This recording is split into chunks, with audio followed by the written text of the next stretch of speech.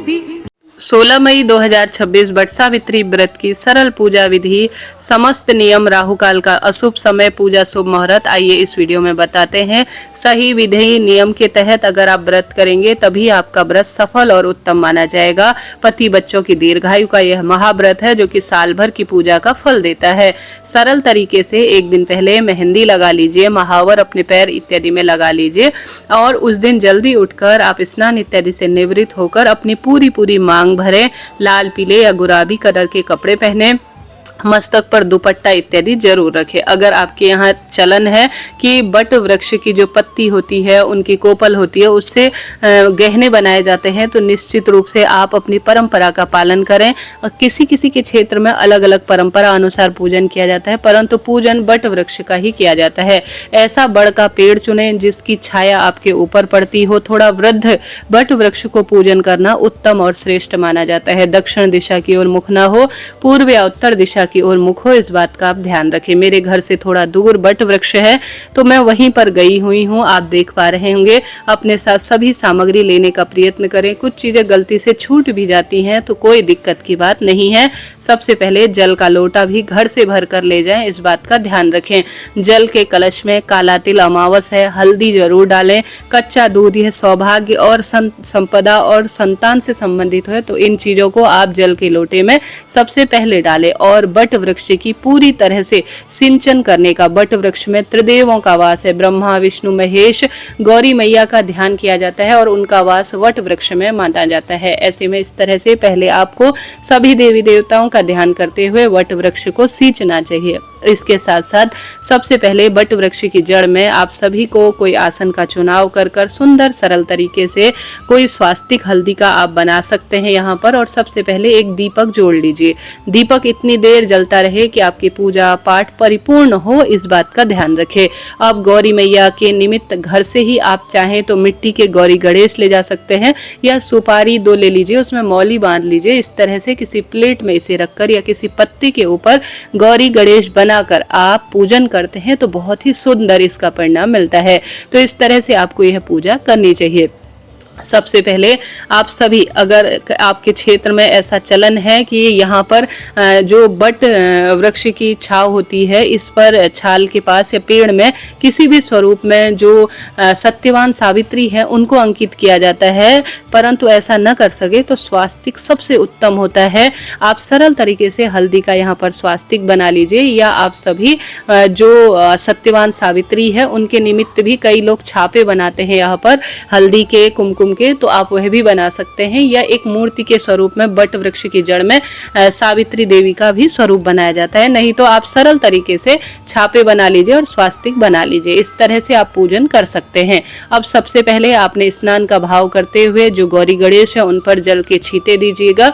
सरल तरीके से आप बट वृक्ष पर भी रोली चंदन मौली अक्षत समर्पित करें और गौरी मैया और गणेश जी पर भी रोली चंदन मौली समर्पित करें। दीप देवता पर भी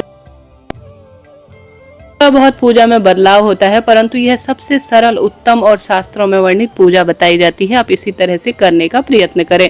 पुष्पमाला है तो उत्तम है, नहीं तो इस तरह से आपके पास जैसी भी व्यवस्था है, जिस भी स्वरूप में है उस तरह से पूजन करें। पूरा दिन पूजा के हिसाब से बहुत ही बढ़िया है, बहुत ही शुभ है, परंतु राहु काल का त्याग करें। राहु काल का अशुभ समय 1:30 से 3 बजे के आसपास रहने वाला है। राहु काल को छोड़कर पूरा दिन शुभता के रूप में और श्रेष्ठता के रूप में कहा जाता है। इस व्रत में गुलगुले का प्रसाद जरूर बनाना चाहिए। जैसे मीठे पोहे होते हैं, या कई लोग अलग अलग पुए पूड़ी बनाते हैं, या बाजार से मिठाइयाँ भी आप ला सकते हैं। काले चने भिगाकर रात भर रखे जाते हैं और उसी को भोग लगाया जाता है, उसी से परिक्रमा की जाती है और साथ के साथ उसी को लेकर कथा सुनी जाती है और उसी का प्रसाद ग्रहण कर व्रत को खोला जाता है। तो इस तरह से भी आप कर सकते हैं, इच्छा आपकी है।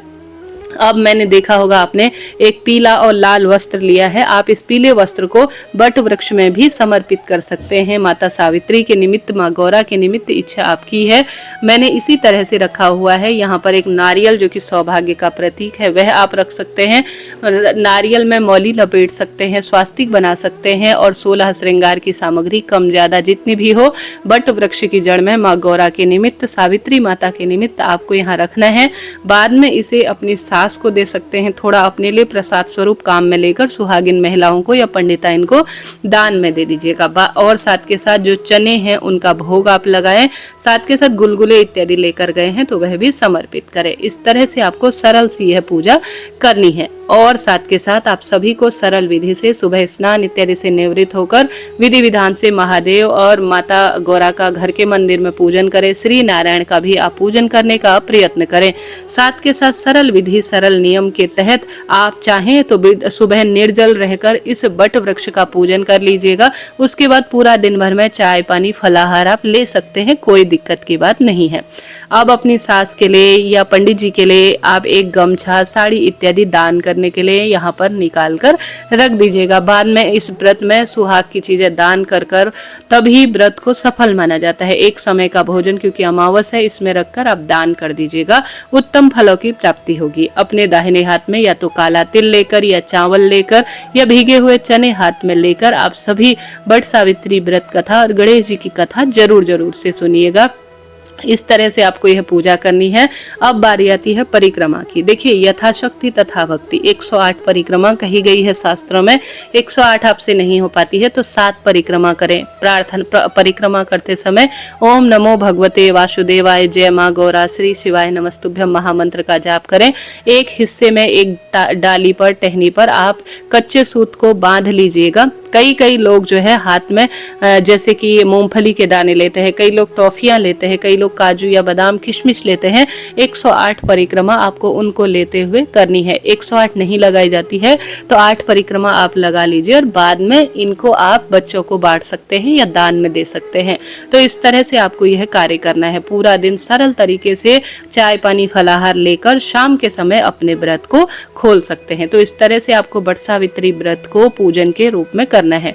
थोड़ा बहुत आपके क्षेत्र में हो सकता है बदलाव हो, जैसे कि कई क्षेत्रों में यहाँ पर पंखा रखा जाता है, पंखे से बट वृक्ष को हवा की जाती है, उसे बाद में दान किया जाता है। ये सब आपकी इच्छा शक्ति सामर्थ्य है। अब जो बट वृक्ष है, माता गौरा का ध्यान करते हुए सिंदूर समर्पित करें और साथ के साथ उस सिंदूर को अपने मस्तक पर भी जरूर से लगाएं। इससे सौभाग्य बढ़ता है।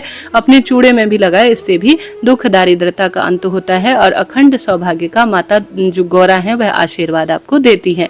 इस तरह से आपको करना है। भूल चूक के लिए जो कमी रही है उसके लिए क्षमा प्रार्थी हो जाए। कुछ दक्षिणा यहाँ पर आप रखकर पंडित जी को इसे दे दीजिएगा। ठीक है, यह बात हो गई पूजा जो है संपूर्ण नियम की।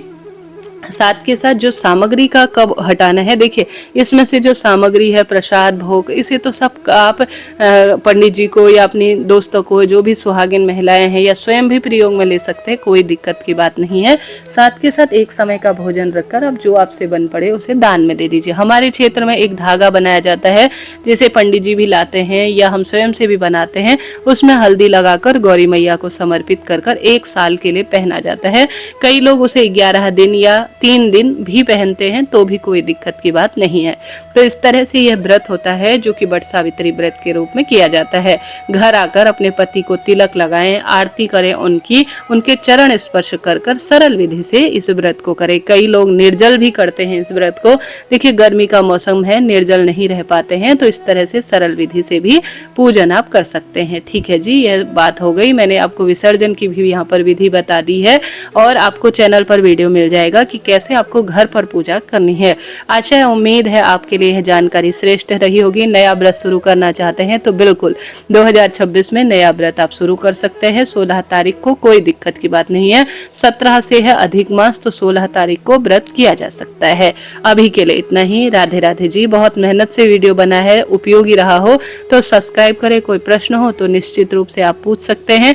आपका अपना चैनल है। हरे कृष्णा। और अंत में बट वृक्ष को स्पर्श कर अपनी मनोकामना बोले। थोड़ी देर यहाँ बैठे। आप कोई अन्य कार्य करना चाहते हैं जैसे नाम जप, तो निश्चित रूप से कर सकते हैं।